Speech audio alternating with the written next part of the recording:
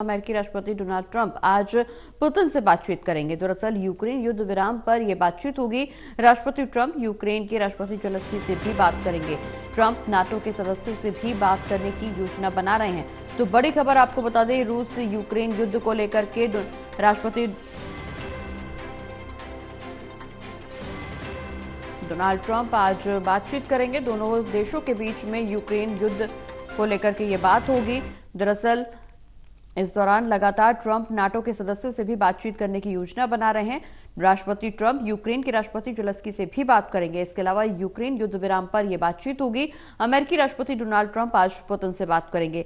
हमारे साथ associate editor Pradeep Kumar ji लगातार लाइव जुड़े हैं। प्रदीप जी, अमेरिकी राष्ट्रपति डोनाल्ड ट्रंप आज पुतिन से बातचीत करने की मूड में है, उनसे बातचीत की जाएगी। यूक्रेन युद्ध विराम पर यह बातचीत होगी। इसके अलावा राष्ट्रपति जेलेंस्की से भी बातचीत कर सकते हैं। नाटो के सदस्यों से भी बातचीत करने की योजना बनाई जा रही है।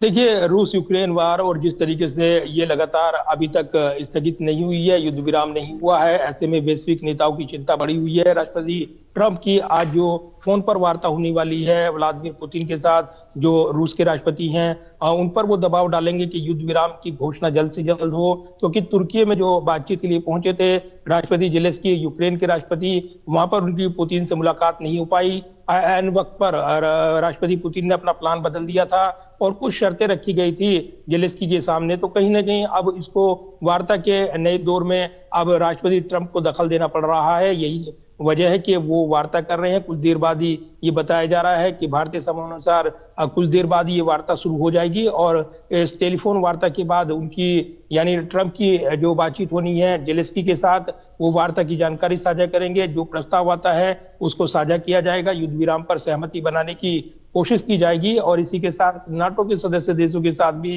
राष्ट्रपति ट्रंप बातचीत करेंगे, क्योंकि ये जो पूरा युद्ध क्षेत्र और जिस तरीके से यहाँ पर ट्रंप की ओर से दावे किए गए थे कि सत्ता में आते ही वो युद्ध विराम करा देंगे, लेकिन ऐसा नहीं हो पाया।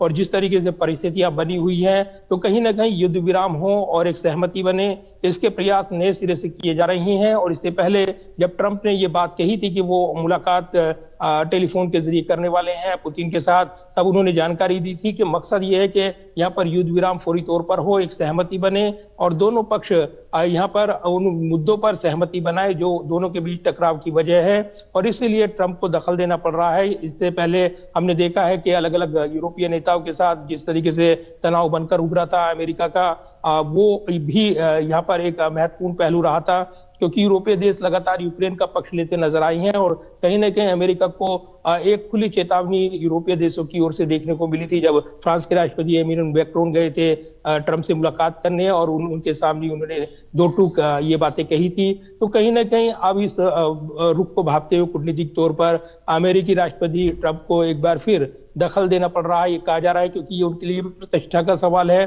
कि वो अगर कोई मध्यस्थता अमेरिका की ओर से सफल नहीं हो पाती है तो निश्चित तौर पर अमेरिका के ऊपर भी सवाल उठेंगे। और इसीलिए इस युद्ध को जल्द से जल्द समाप्त कराया जाए, युद्ध विराम हो, इसकी पहल अब एक नए सिरे से यहाँ पर बनकर उभर रही है। तो आगे के घटनाक्रम पर नजरें रहेंगी, बात बनती है नहीं, ये तमाम सवाल हैं जिनका इंतजार रहेगा। बिल्कुल प्रदीप जी, ऐसे में सवाल ये भी उठ रहे हैं कि भारत और पाकिस्तान के युद्ध के बीच में मध्यस्थता कराने का दावा करने वाले डोनाल्ड ट्रंप क्या रूस यूक्रेन के बीच जो युद्ध चल रहा है उसमें सीज फायर का ऐलान करवा पाएंगे?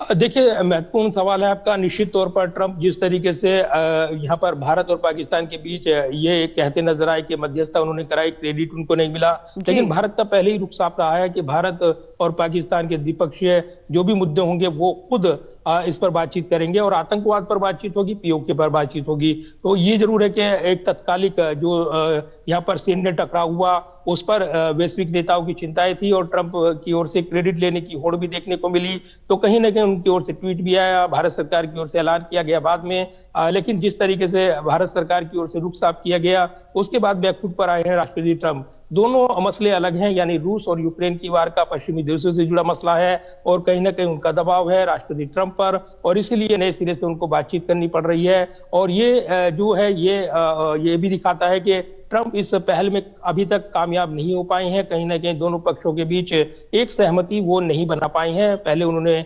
जेलेंस्की पर दबाव डाला, लेकिन वो कामयाब नहीं हुए। उसके बाद रूस के साथ, पुतिन के साथ जो उनकी टेलीफोन पर वार्ताएं हुई थी, वो भी कामयाब नहीं हुई। तो अब नए सिरे से प्रयास किए जा रहे हैं। अब कितनी बड़ी कामयाबी मिलेगी, ये बड़े सवाल है। कूटनीतिक तौर पर एक पहल तो देखने को मिल ही रही है। बिल्कुल प्रदीप जी, हालांकि ये शायद यही टीस है जिसकी वजह से लगातार होड़ मची हुई है डोनाल्ड ट्रंप की तरफ से। भारत और पाकिस्तान के बीच में जो मध्यस्थता हुई, जो संघर्ष विराम हुआ, उसको लेकर के क्रेडिट देने की जो होड़ है, वो उसकी वजह यही निकल करके सामने आ रही है कि रूस और यूक्रेन में जो युद्ध चल रहा है लंबे समय से, डोनाल्ड ट्रंप चुनाव से पहले भी इस बात का जिक्र कर रहे थे कि जैसे ही वो सत्ता में आएंगे, अगर वो राष्ट्रपति बनते हैं, तो दोनों देशों के बीच में संघर्ष विराम कराएंगे। और जिस तरह से उनकी तरफ से पहल की गई, कोशिश की गई, हालांकि वो कोशिश सफल नहीं हुई, शायद इसी वजह से उन्होंने भारत और पाकिस्तान के बीच में जो संघर्ष विराम हुआ उसका क्रेडिट खुद लेने की कोशिश की। हालांकि इस पर भारत ने रुख अपना साफ कर दिया है। अब देखना यह होगा कि रूस यूक्रेन के बीच में मध्यस्थता कब तक होती है, ये युद्ध विराम कब तक संभव हो पाता है। बने रहिए प्रदीप जी, अब हम हमारे साथ नजर बनाए रखिए पूरी खबर पर। हम फिर लौटेंगे आपके पास।